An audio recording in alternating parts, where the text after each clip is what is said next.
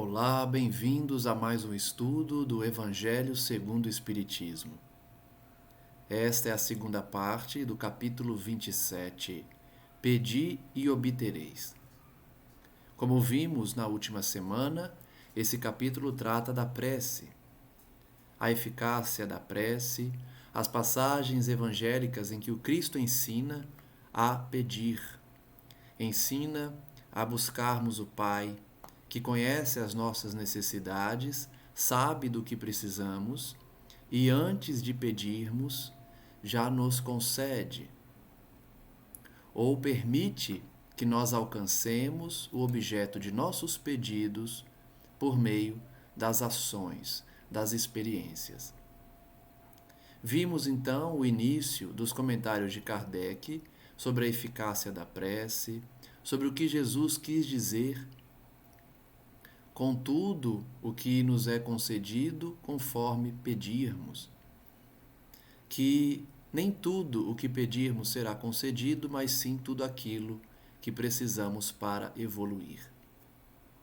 Hoje continuaremos nessa análise nos comentários de Kardec e avançaremos no tema para tratar de toda a eficácia da prece, todas as características e de como essa ferramenta poderosa nos possibilita entrar em contato com a divindade e de alcançar os nossos objetivos na Terra.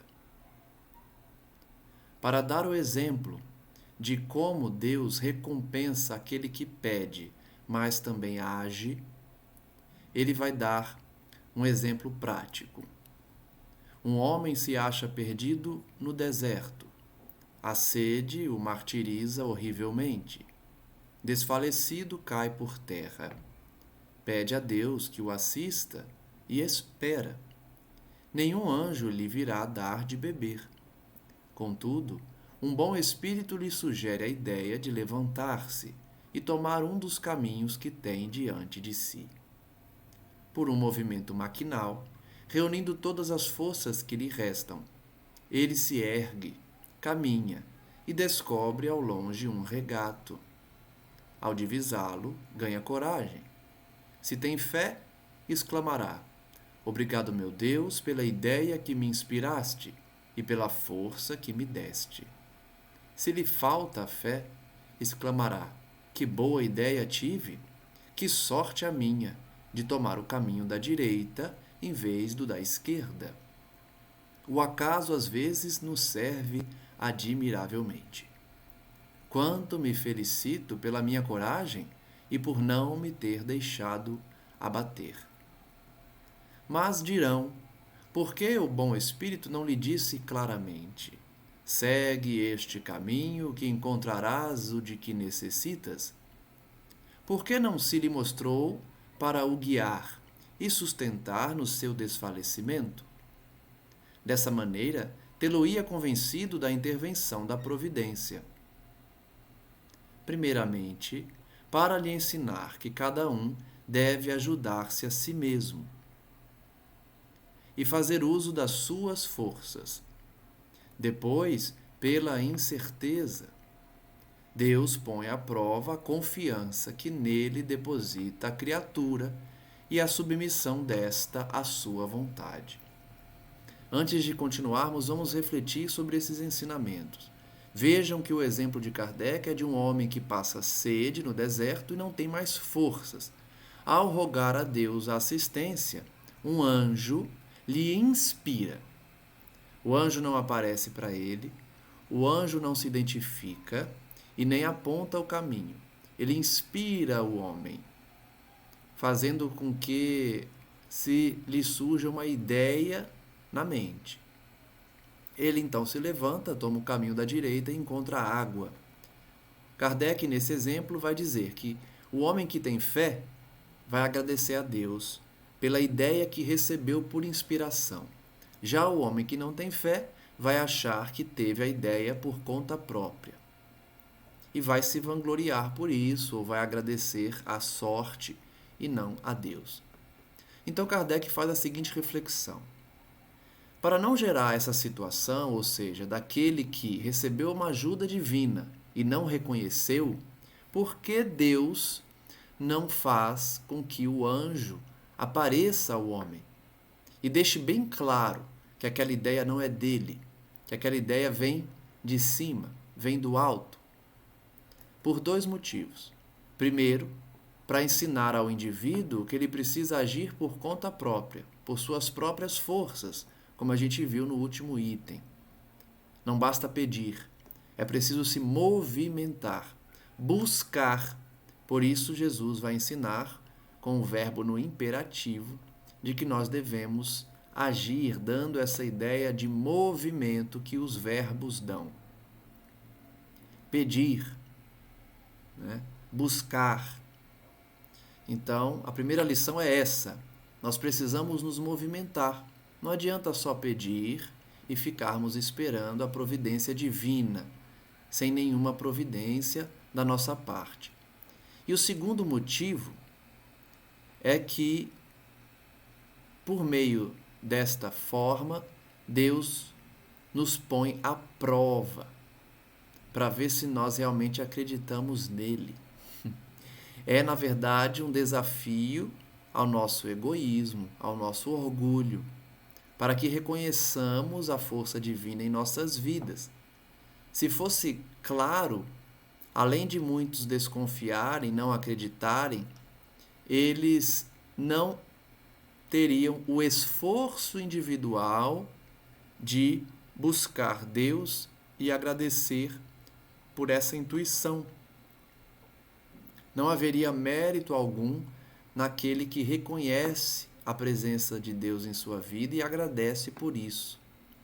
Então, esses dois motivos demonstram porque Deus nos inspira, atende às nossas rogativas conforme o nosso esforço pessoal, pondo à prova a nossa fé, a nossa confiança em Deus. Ele diz ainda: aquele homem que estava na situação de uma criança que cai e que, dando com alguém, se põe a gritar e fica à espera de que a venham levantar, se não vê pessoa alguma, faz esforços e se ergue sozinha. Então ele dá mais um exemplo da criança que fica esperando a ajuda dos pais, só chorando, gritando. Se o anjo que acompanhou a Tobias lhe houvera dito: sou enviado por Deus para te guiar na tua viagem e te preservar de todo perigo, nenhum mérito teria tido Tobias. Acabamos de falar do mérito. É um dos motivos para que nós tenhamos o mérito de crer sem ver. Fiando-se no seu companheiro, nem sequer de pensar teria precisado. É como a gente sempre diz, né? Deus, ele não nos concede virtudes. Ele nos dá oportunidades para que nós possamos desenvolver essas virtudes. Falei aqui no último estudo, não é? Se pedimos paciência, Deus não nos dá paciência. Ele dá uma pessoa difícil para testar nossa paciência, para desenvolver nossa paciência. Da mesma forma, de todas as situações. Se pedimos dinheiro para Deus, Ele vai dar oportunidade de trabalho. Se pedimos conquistas espirituais, Ele vai dar desafios para desenvolvermos as virtudes. Senão, não há mérito algum. Essa a razão porque o anjo só se deu a conhecer ao regressarem, nesse exemplo de Tobias. Vejamos agora mais um item. Ação da prece, transmissão do pensamento. Então vimos o significado do pedi e obtereis, o que Jesus estava ensinando com a necessidade de nos movimentarmos e não apenas pedirmos. Agora vamos ver como a prece transmite pensamentos e transporta fluidos, energias benéficos a quem estamos orando. Kardec diz: a prece é uma invocação. mediante a qual o homem entra pelo pensamento em comunicação com o ser a quem se dirige. Então, primeira informação de Kardec. Uma prece não é apenas um pedido, um agradecimento, é uma invocação. Porque quando pensamos em alguém pedindo o seu bem, nós invocamos essa pessoa pelo pensamento, nos comunicamos com ela. É por isso que em todas as obras espíritas vamos ver espíritos em sofrimento no umbral, ouvindo preces, ouvindo chamados, vendo pessoas que estão na Terra. Porque essas pessoas que estão encarnadas, ao orarem por esses espíritos, entram em contato. É uma forma de comunicação com eles.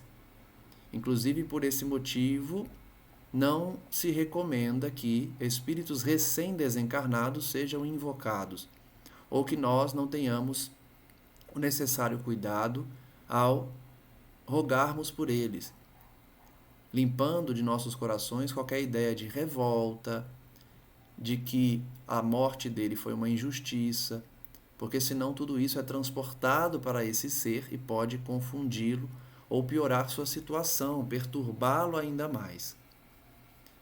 Toda oração feita a alguém precisa ser de forma a respeitar a vontade de Deus, pedir que a pessoa compreenda, pedir que ela receba um carinho, um alívio de suas dores. Nunca falar na pessoa que desencarnou de maneira ríspida ou faltando com respeito à sua pessoa, porque tudo isso chega até ela. Então, orar por alguém também é uma forma de invocar essa pessoa. Pode ter por objeto um pedido, um agradecimento ou uma glorificação. Todos nós oramos, a maioria pede.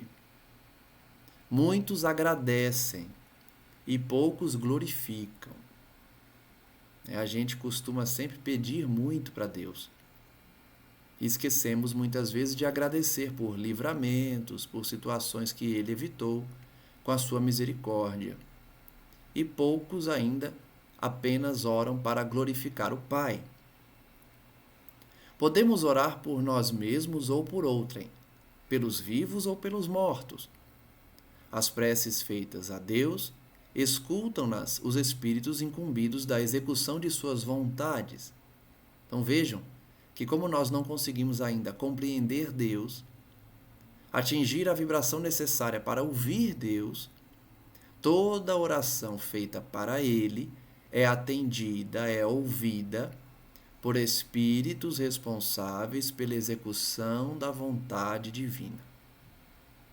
Porque eles conseguem entrar em contato conosco, receber a nossa vibração, o nosso pedido. As que se dirigem aos bons espíritos são reportadas a Deus. Olha que interessante. Esses espíritos que já conseguem sentir Deus, entendê-lo talvez, reportam os nossos pedidos a Ele. Quando alguém ora a outros seres que não a Deus, falo recorrendo a intermediários, a intercessores, porquanto nada sucede sem a vontade de Deus. Então, ainda que nós oremos a seres que não são Deus, seres imperfeitos ou seres elevados, mas que não se comparam à divindade, já que ninguém alcança a perfeição divina, tudo passa por Ele, porque qualquer rogativa precisa da autorização do Pai. O Espiritismo torna compreensível a ação da prece, explicando o modo de transmissão do pensamento, quer no caso em que o ser a quem oramos acuda ao nosso apelo, quer no em que apenas lhe chegue o nosso pensamento. Kardec então está dizendo: a parte científica do Espiritismo explica como se dá a ação da prece, pela transmissão do pensamento. Seja quando nós oramos a alguém específico, seja quando apenas queremos que o nosso pensamento chegue a essa pessoa. Então, pedimos algo a alguém ou a Deus, ou pedimos bênçãos a alguém. Em ambos os casos, a transmissão do pensamento é que leva a nossa rogativa e chega até esses indivíduos. Para apreendermos o que ocorre em tal circunstância, precisamos conceber, mergulhados no fluido universal que ocupa o espaço, todos os seres, encarnados e desencarnados, tal qual nos achamos neste mundo dentro da atmosfera. Então, Kardec, para explicar como funciona a viagem que o pensamento faz do nosso cérebro, da nossa mente, para o destino, que pode ser Deus, um anjo, um santo, ou alguém que nós estamos pedindo, essa viagem, esse processo de transmissão se dá porque todos estamos mergulhados no fluido cósmico universal. Esse nome foi dado ao elemento que preenche tudo no universo. Alguns vão dizer que esse elemento é o próprio Deus. Estamos mergulhados nos elementos que formam a divindade, por isso ele sabe tudo, está presente em todos os lugares, onipresença, onisciência. E outros vão dizer que é um fluido, criado pelo Pai, não propriamente ele, até porque nós não conseguimos compreender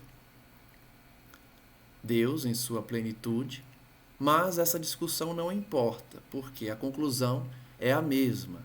Estamos mergulhados num elemento em que Deus tem acesso e percebe as nossas intenções.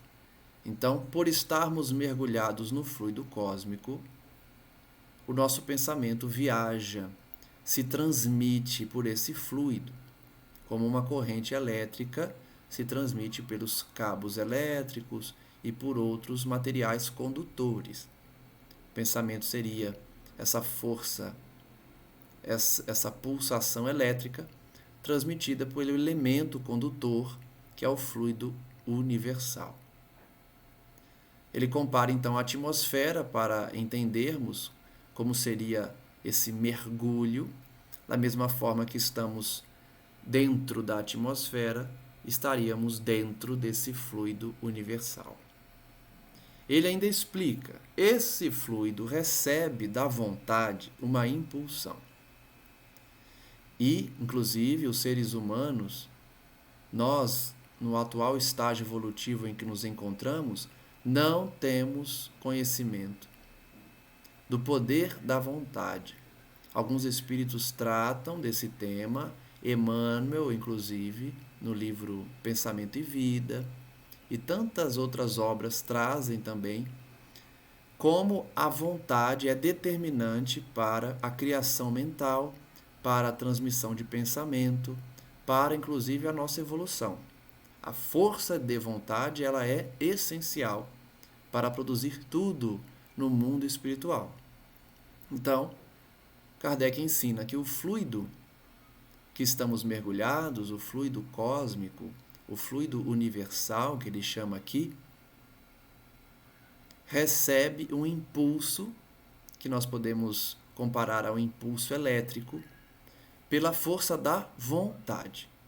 Toda vez que pensamos e desejamos algo, que pedimos algo, isso gera uma consequência no mundo espiritual, no mundo dos fluidos invisíveis por nossos olhos humanos, que inicia essa trajetória, essa impulsão. O fluido, então, é o veículo do pensamento, como o ar é o veículo do som, com a diferença de que as vibrações do ar são circunscritas, ao passo que as do fluido universal se estendem ao infinito. Então veja que, pelo método comparativo, Kardec facilita a compreensão do assunto. Ele diz que o fluido cósmico transmite o pensamento como o ar transmite o som. Só que não é igual. Por quê? Porque o ar que transmite o som tem um limite, né? Se eu gritar, se eu der um grito aqui, no máximo o vizinho vai escutar. Porque o ar tem um limite para transmitir o som. Já o fluido cósmico não tem limite para transmitir o pensamento. É por isso que espíritos que dominam os seus próprios impulsos, já alcançaram um certo nível evolutivo, conseguem realizar viagens imediatas de um planeta a outro, de um ponto da Terra a outro ponto, na velocidade do pensamento.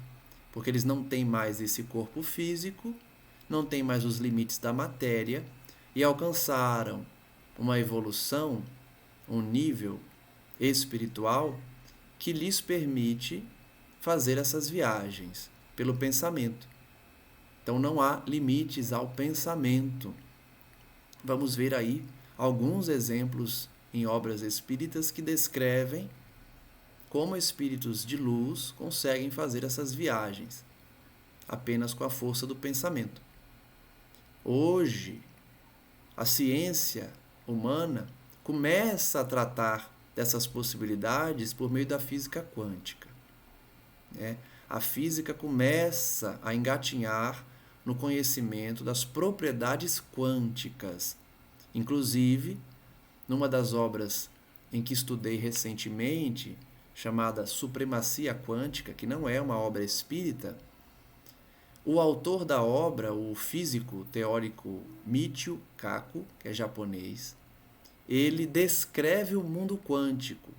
E eu fiquei muito surpreso ao ler essa obra, porque, para mim, a descrição do mundo quântico nada mais é do que a descrição do mundo espiritual. Porque todas as propriedades que esse físico vai trazer são propriedades que nós constatamos nas obras espíritas, na descrição do mundo espiritual.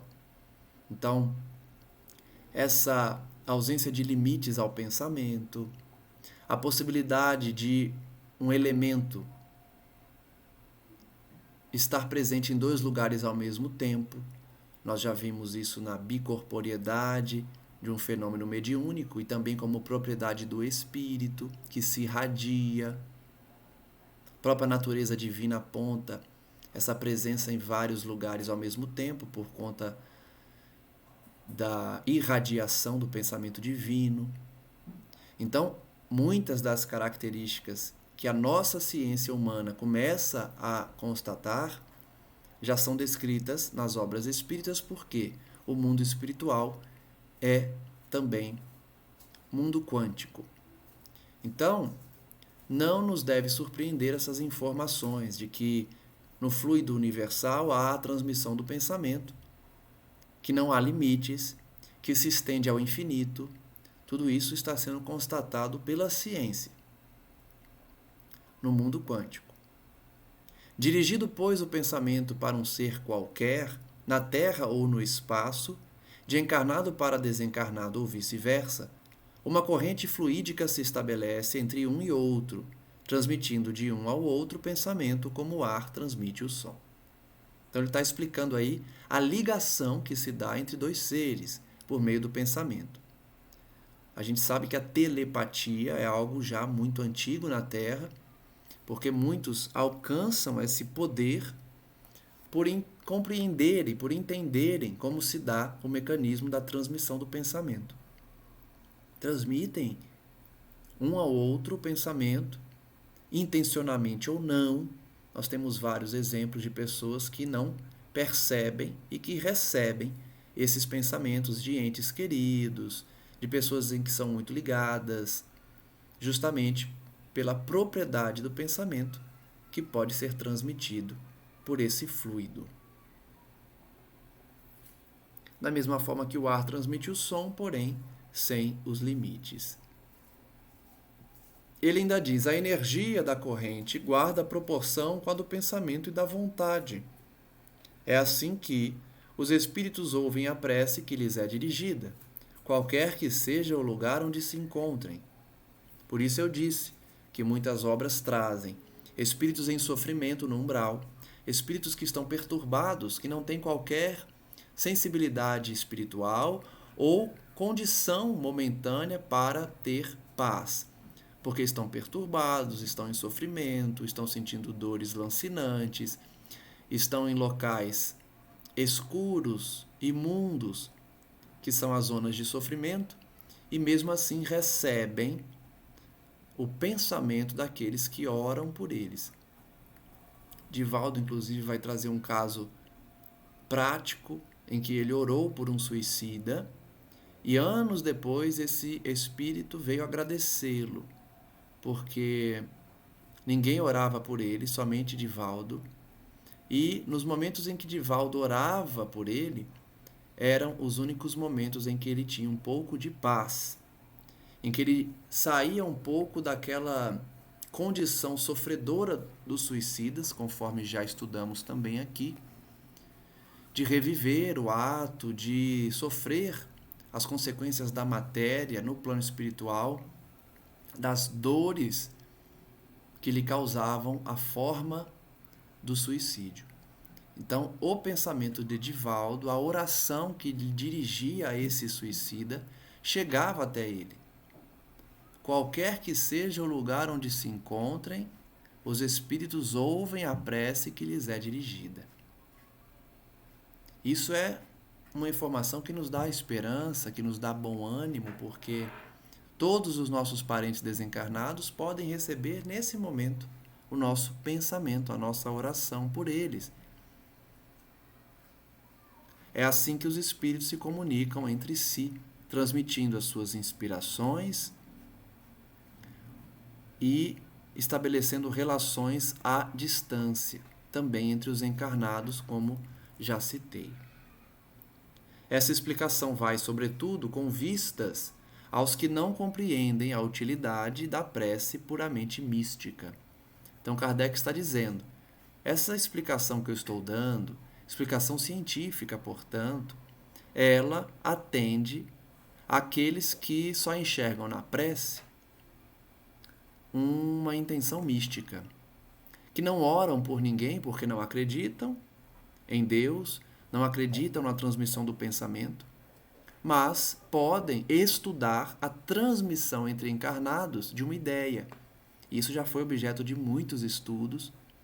Pessoas, como eu disse, que já dominam a transmissão do pensamento conseguem facilmente exercer um contato, um diálogo pela telepatia, que nada mais é que a transmissão do pensamento e a recepção no alvo, né? Naqueles a que está sendo dirigida a vontade. Não tem por fim materializar a prece, mas tornar-lhe inteligíveis os efeitos, mostrando que pode exercer ação direta e efetiva. É como eu disse, a nossa ciência ainda avançará muito para aceitar e colher os benefícios da transmissão do pensamento, especialmente pela prece, na cura de doenças, na divulgação de informações que elevam a alma, tudo pelo pensamento, em ações diretas e efetivas. Nem por isso deixa essa ação de estar subordinada à vontade de Deus, juiz supremo em todas as coisas, único apto a torná-la eficaz. Então Kardec ainda deixa bem claro que por mais que nós estudemos a força do pensamento, a transmissão dele, sempre a vontade de Deus estará determinando a possibilidade desse fenômeno. Se Deus entender que a transmissão do pensamento é prejudicial ao indivíduo, ele pode impedir, né? Ele pode desviar essa ligação para que ela não se concretize, porque ele é o único apto a tornar eficaz essa transmissão. Prossegue Kardec. Pela prece, obtém o homem o concurso dos bons espíritos, que acorrem a sustentá-lo em suas boas resoluções e a inspirar-lhe ideias sãs. Como nós falamos no último estudo, todo pedido é atendido. Ocorre que o pedido precisa ser justo e ter como fim a elevação moral. Logo, todo pedido justo e moralmente elevado é atendido. Como falamos aqui, não faz qualquer sentido entender as palavras do Cristo como sendo absoluta no sentido de que Deus atende a todos os pedidos. Ele estava claramente se reportando aos pedidos que interessam à alma. Então, todo pedido justo, todo pedido que atende à misericórdia divina, o Evangelho do Cristo, ele é atendido por Deus, logicamente, que autoriza, e mais diretamente pelos espíritos bons. Sejam nossos mentores, nossos guias, espíritos que simpatizam conosco por algum motivo, espíritos bons que desejam o nosso progresso. Todos recebem o auxílio desses espíritos, todos, sem exceção. Seja um mendigo na rua que não tem ninguém aqui na terra, que pode muitas vezes estar envolvido com crimes, com drogadição, se está sinceramente arrependido e ora, o seu pedido é ouvido por bons espíritos. Todos, portanto, têm a possibilidade de pedir e esse pedido ser atendido. Os bons espíritos correm para atender pedidos justos, para nos sustentar nas boas resoluções. Então, o arrependido quer mudar de vida e ele pede a Deus forças, os bons espíritos dão. Inspiram ideias sadias. Quero abandonar um vício, quero deixar de tratar alguém mal, quero mudar de forma de enxergar a vida. Eles nos inspiram, apoiam e torcem por nós. Ele adquire desse modo a força moral necessária a vencer as dificuldades e a voltar ao caminho reto, se deste se afastou. Então vejam que o pedido é justo. O pedido é: eu quero voltar a ser bom, eu quero voltar ao caminho digno. Esses pedidos são atendidos prontamente. Por esse meio, pode também desviar de si os males que atrairia pelas suas próprias faltas. Então, mais um benefício da oração: impedir que nos desviemos pelos mesmos caminhos a que estávamos submetidos antes de orarmos. Então, quando nos dedicamos a uma prece, nós estamos evitando um caminho equivocado. Aquele tempo que a gente está orando poderia estar dedicado ao mal. Então, um benefício da oração é impedir a nossa queda. Um homem, por exemplo, vê arruinada a sua saúde, em consequência de excessos a que se entregou, e arrasta até o término de seus dias uma vida de sofrimento. Terá ele o direito de queixar-se se não obtiver a cura que deseja? Não, pois que houvera podido encontrar na prece a força de resistir às tentações. Olha o raciocínio de Kardec. Ele dá um exemplo para a gente entender como funciona a lei divina de pedir e obter. Se alguém tem a saúde arruinada porque bebeu a vida inteira, porque usou droga a vida inteira, porque encolerizou-se a vida inteira, ele passa então a ter uma vida de sofrimento por conta dessa doença. Kardec pergunta: essa pessoa tem direito de reclamar se não receber a cura? Não. Porque antes dele adquirir a doença, ele podia ter orado para resistir às tentações. Então vejam que não basta o pedido ser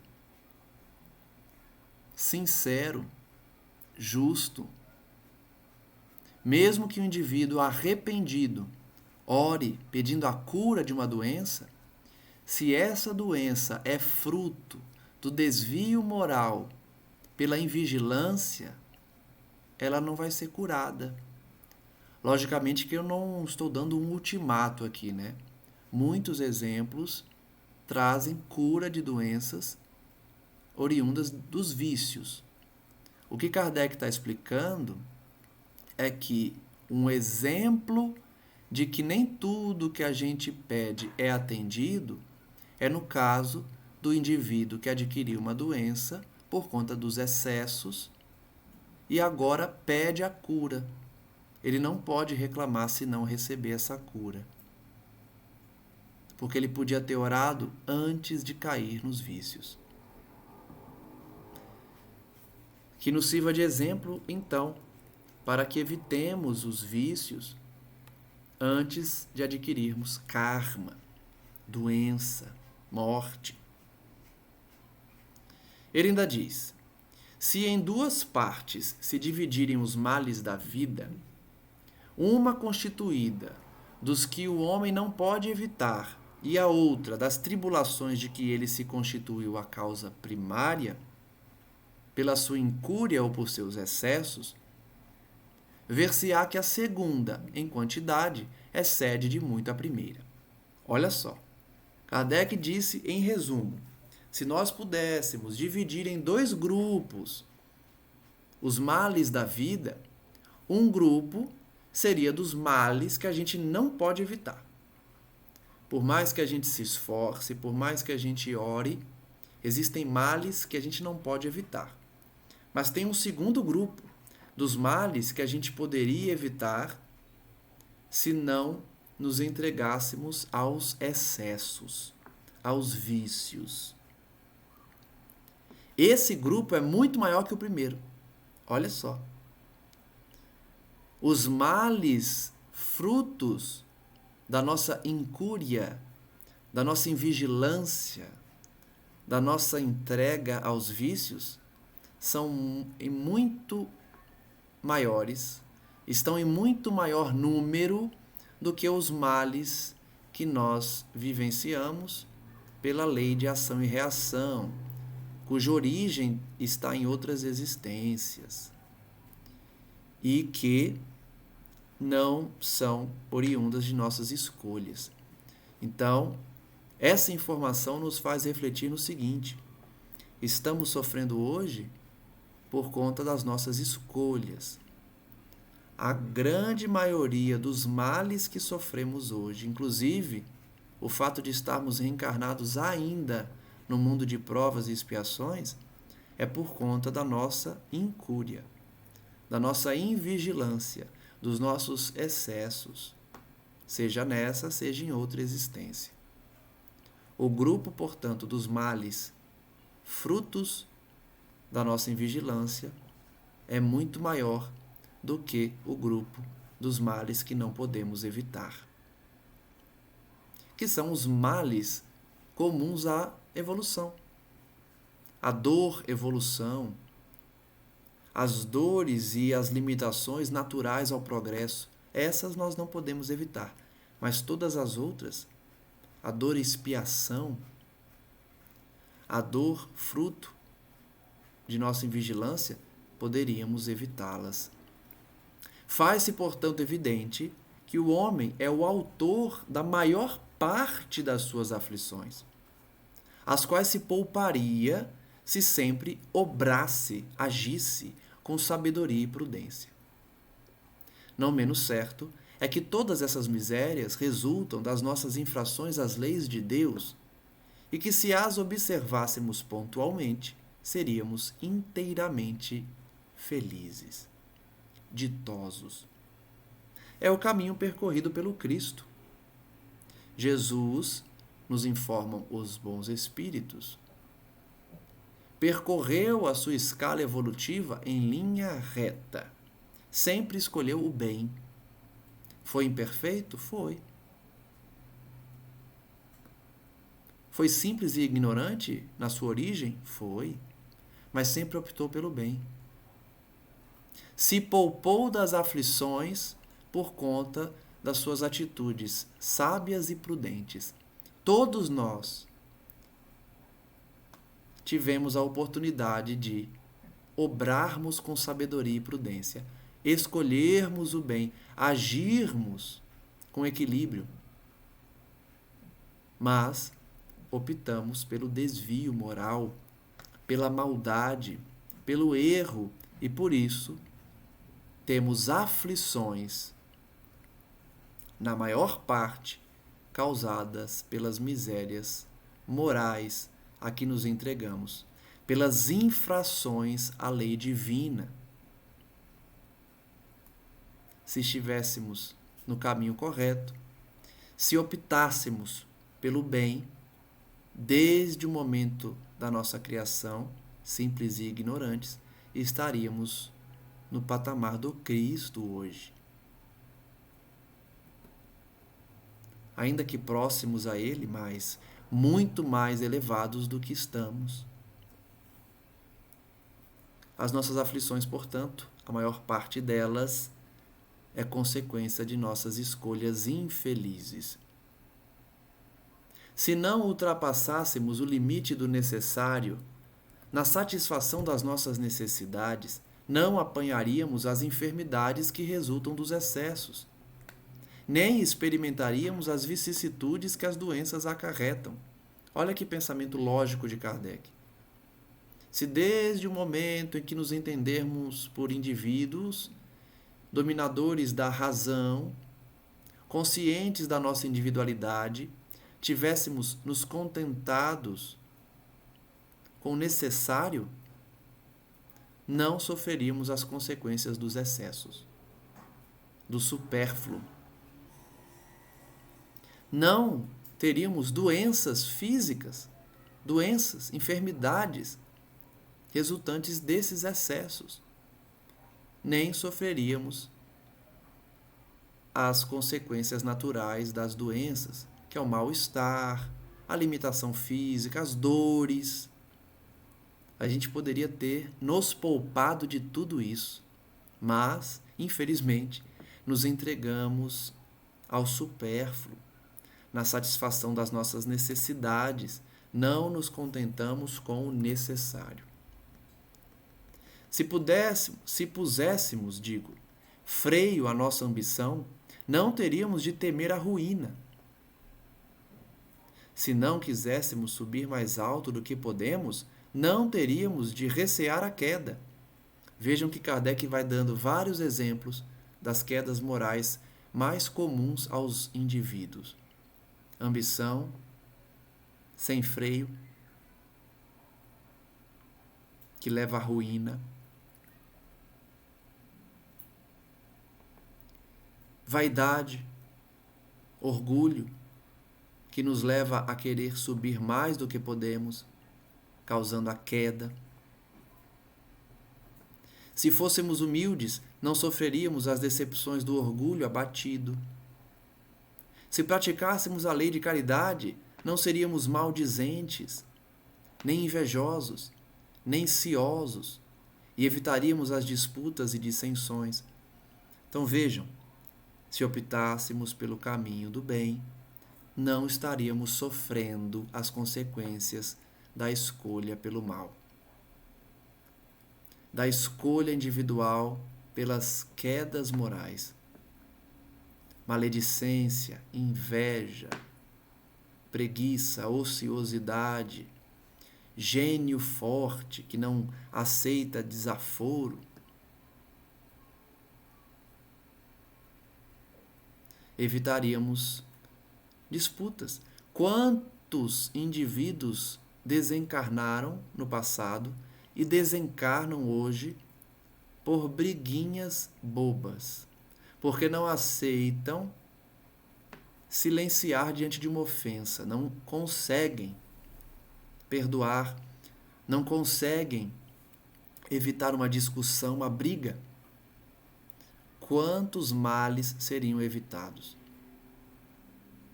Se mal a ninguém fizéssemos, não houvéramos de temer as vinganças, etc. O que são as contendas que vemos nas obras espíritas, na nossa convivência diária, nas experiências pessoais de cada um, senão o círculo vicioso da vingança? Quantos espíritos permanecem por séculos, alguns por milênios, no círculo vicioso da vingança? não aceita a ofensa sofrida e faz o mesmo, ou pior, se vinga daquele que fez sofrer. Então, muitos de nós fizemos o mal e recebemos, por consequência, a vingança daqueles a quem fizemos o mal. Ou sofremos o mal e, ao invés de perdoar, também nos dedicamos à vingança. Por isso, círculo vicioso, onde vítima e algoz trocam de posição a cada reencarnação.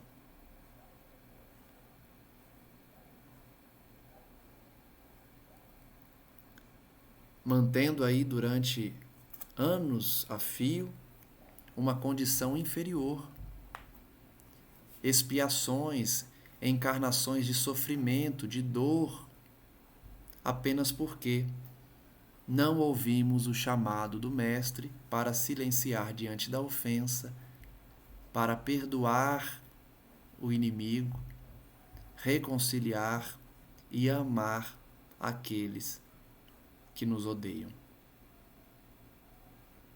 Admitamos que o homem nada possa com relação aos outros males, que toda prece lhe seja inútil para livrar-se deles.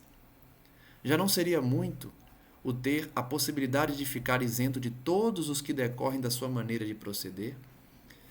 Vejam a pergunta que Kardec faz. É uma pergunta justamente para refletirmos. Ainda que existam males que nós não podemos evitar, já não nos ajudaria muito podermos afastar os males que são frutos de nossa incúria, de nossa invigilância? Ou seja, se nós pudéssemos nos livrar dos males que causamos, dos males que surgiram apenas porque erramos, já não seria muito bom para nós? Já não seria grandioso? Nós podemos. Basta escolher o bem, basta aceitar com resignação as provas e expiações e passar a perdoar, passar a amar, passar a seguir o Evangelho de Jesus. Com o tempo, nós vamos eliminando os males causados por nossa invigilância, permanecendo apenas os males que não podemos evitar, que são os males próprios da evolução do espírito. Que o estudo de hoje, então, sirva pelo menos para isso, para buscarmos, através de uma conduta renovada, a eliminação dos males provocados por nós mesmos. Seja pelas escolhas, seja pela alimentação que temos, pelos vícios que carregamos, a fim de evitar no futuro males que não precisariam surgir se nós optássemos pelo bem. Ora, aqui facilmente se concebe a ação da prece. Então, Kardec volta ao tema prece. Falou dos males que nós podemos evitar, como a prece pode ajudar nisso. Porque a prece tem por efeito atrair a salutar inspiração dos espíritos bons. O que já foi dito, não é? A prece atrai a ação de bons espíritos. Como isso pode nos ajudar a vencer as nossas imperfeições? Eles nos inspiram, eles nos dão bom ânimo, eles nos dão força para resistir aos maus pensamentos, cuja realização nos pode ser funesta. Então, Kardec demonstra de forma muito lógica e racional que se nós sofremos hoje, a grande parte do nosso sofrimento é por conta das atitudes infelizes, a prece pode evitar essas atitudes. Porque a atitude infeliz nasce no pensamento. Se nós arrancamos o mal pela raiz, ou seja, se nós evitamos o mau pensamento, evitaremos por consequência as atitudes infelizes. Evitaremos a atitude no mal. Nesse caso, o que eles fazem não é afastar de nós o mal, porém, sim, desviar-nos a nós do mau pensamento que nos pode causar dano. Então vejam que os bons espíritos livram a nossa mente dos maus pensamentos. E como nós já estudamos que o pensamento é vida, que o pensamento cria, que o pensamento produz uma força real que age no nosso plano físico, a partir do momento que não deixarmos o pensamento se originar no mal, também conseguiremos nos livrar da atitude no mal. Eles em nada obstam ao cumprimento dos decretos de Deus, nem suspendem o curso das leis da natureza, apenas evitam que as infrinjamos, dirigindo o nosso livre-arbítrio. Então, por mais que esses bons espíritos não possam derrogar as leis divinas, suspender o curso dessas leis, eles podem evitar que nós caiamos no erro, no vício, na desordem. Kardec ainda vai dizer que esses espíritos agem à nossa revelia, sem percebermos, de maneira imperceptível, para nos não subjugar à vontade. Por isso ele volta ao tema lá do início, de que o anjo não aparece para a pessoa que está sendo ajudada. Ele inspira para que nós tenhamos o mérito de acreditar e o mérito de nos movimentarmos. Se Jesus aparecesse para todo mundo, nós não teríamos o mérito da vontade no bem. Porque, ao nos depararmos com o próprio Cristo, é praticamente impossível não nos convertermos de maneira radical, da mesma forma que Saulo se converteu. Um perseguidor ferrenho dos cristãos, que havia acabado de assassinar e estava a caminho de assassinar outros cristãos, se converteu radicalmente ao ver Jesus. Alguns podem falar, então Saulo não teve mérito na conversão, mas não se esqueçam que depois da sua conversão, ele trabalhou até o último dia na terra e muito depois também, em espírito, e prossegue trabalhando até hoje. Então, o mérito de Paulo está na sua vida após a conversão. Mas, com o resto de nós, que não temos o privilégio de vermos Jesus em toda a sua glória ainda, temos o mérito de convertermos-nos sem essa visão. Temos a visão, mas uma visão no abstrato, simbólica, da conversão ao Evangelho. Mas não deixa de ser uma visão da glória divina pelos exemplos de Jesus. Então, o grande mérito que há na fé é acreditar sem ver. Então, os anjos, os bons espíritos nos inspiram. Nos achamos numa posição de alguém que solicita bons conselhos e coloca esses conselhos em prática. Mas temos sempre o livre-arbítrio de seguir ou não esse conselho. Por isso o mérito. O mérito está na escolha de ouvir o bom conselho e de não repetir o erro. Quantos oram, recebem o conselho, recebem a inspiração e mesmo assim erram? É comum. Nós, todos, já passamos por isso. Erramos diariamente, muitas vezes, mesmo orando, pedindo auxílio, recebendo esse auxílio, nós ainda assim erramos. O mérito está, portanto, em ouvir o bom conselho. Quer Deus que seja assim, para que aquele tenha a responsabilidade dos seus atos e o mérito da escolha entre o bem e o mal. Então, o objetivo justamente de Deus é o mérito. É isso que o homem pode estar sempre certo de receber, se o pedir com fervor, sendo, pois, a isso que se podem, sobretudo, aplicar as palavras pedi e obtereis. Então, Kardec continua trabalhando o conceito que dá nome ao capítulo. Pedi e obtereis é o pedido com fervor, acreditando sem ver e agindo, se movimentando, para não mais errar. Ele então pergunta, Mesmo com sua eficácia reduzida a essas proporções, a prece já não teria resultados imensos? Então, por mais que a prece só tenha eficácia, se nós tivermos bom ânimo, vontade, fé, mesmo assim, ela já não traz resultados imensos? Ao Espiritismo fora reservado nos provar a sua ação, revelar as relações existentes entre o mundo corpóreo e o mundo espiritual. Os efeitos da prece, porém, não se limitam somente a esses que trabalhamos até agora.